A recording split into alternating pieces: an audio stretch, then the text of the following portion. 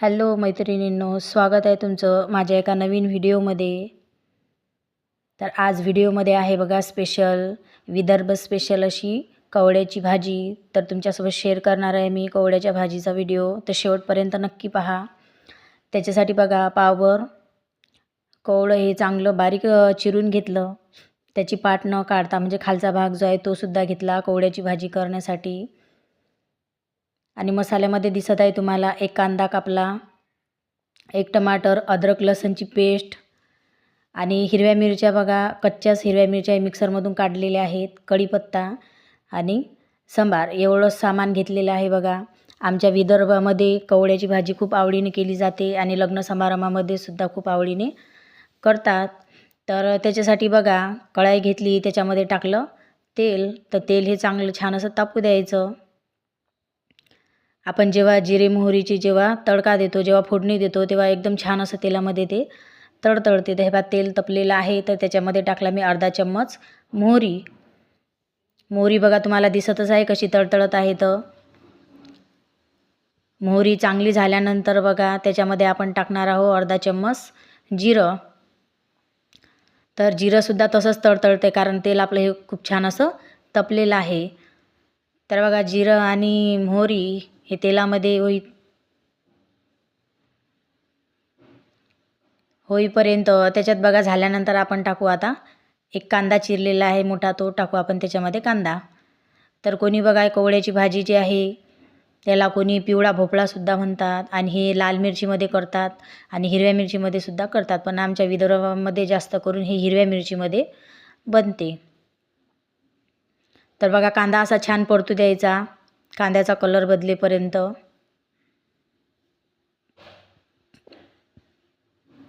आणि नंतर आपण त्याच्यामध्ये टाकू टोमॅटो.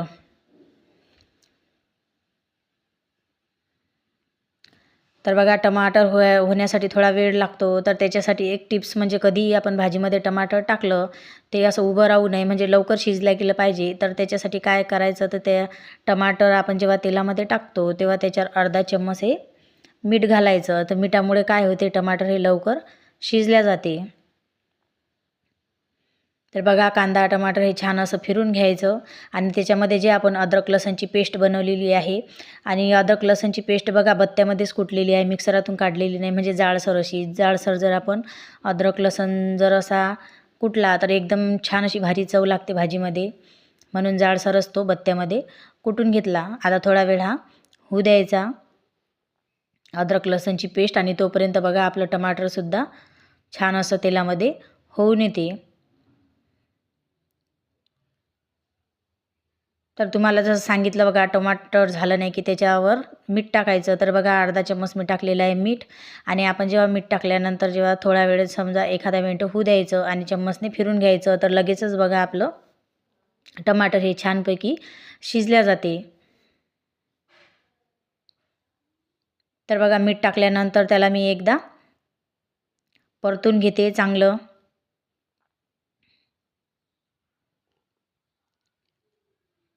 आणि आता परतल्यानंतर बघा त्याच्यामध्ये टाकायचा आहे आपल्याला कढीपत्ता. तर कढीपत्ता हा बघा स्वच्छ धुवून घेतला आणि एकदम फ्रेश आहे.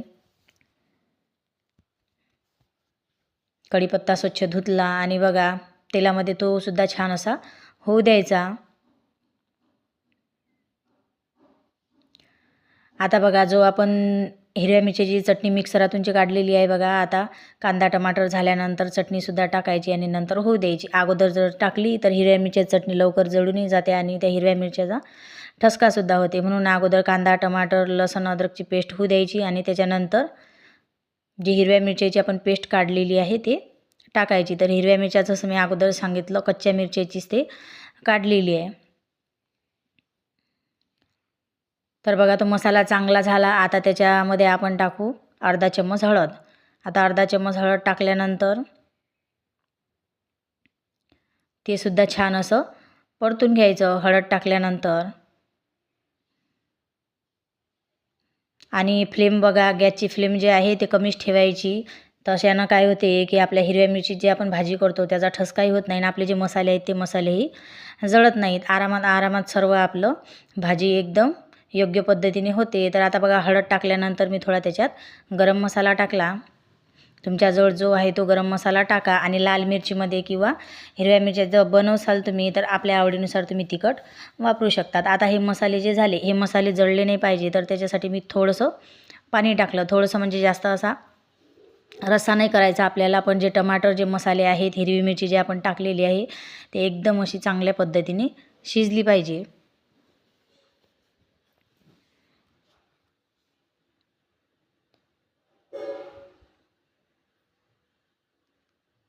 तर बघा मसालाही आपला चांगला असा हा शिजत आलेला आहे आणि थोडा वेळ लागतो, 1-2 मिनटं लागते आणि ते पाणीसुद्धा त्यातलं कमी होऊन जाते. म्हणजे शिजल्यानंतर मसाला बघा आपला पूर्ण घट्ट होऊन जाते.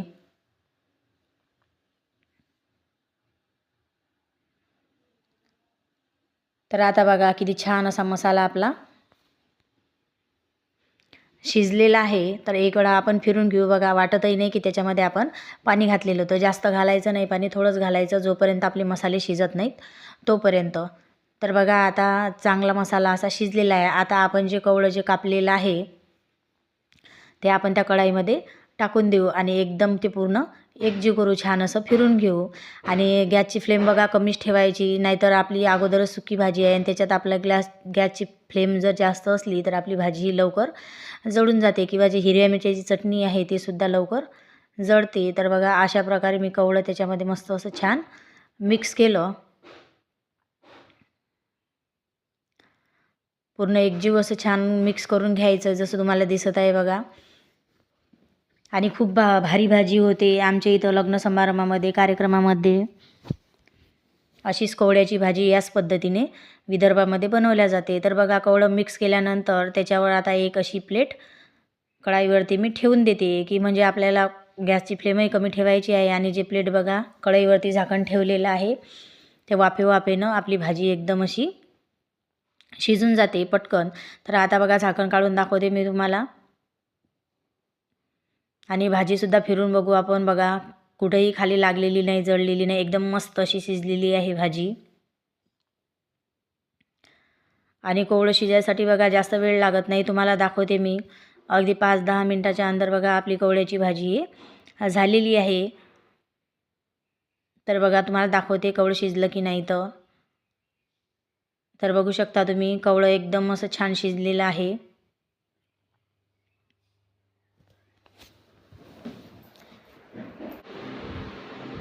बघा कवळ्याची भाजी आता पूर्ण झालेली आहे आपली. त्याच्यावर बघा चांगला कोथिंबीर असा बारीक चिरून मस्त वर असा टाकून देऊ भाजीवरती. आणि बघा एका बाउलमध्ये काढते मी. एवढी झणझणीत आणि चटपटीत मस्त अशी भाजी झाली आहे घरच्या साहित्यातून आणि एकदम कमी वेळेतनी. बघा तुम्हीसुद्धा नक्की ट्राय करा आणि माझे व्हिडिओ तुम्हाला कसे वाटतात कमेंटमध्ये नक्की सांगा. रेसिपी आवडली असेल तर चॅनलला लाईक करा, व्हिडिओ खाली छान अशी कमेंट करा आणि नवीन असाल तर माझ्या चॅनलला सबस्क्राईब करायला विसरू नका.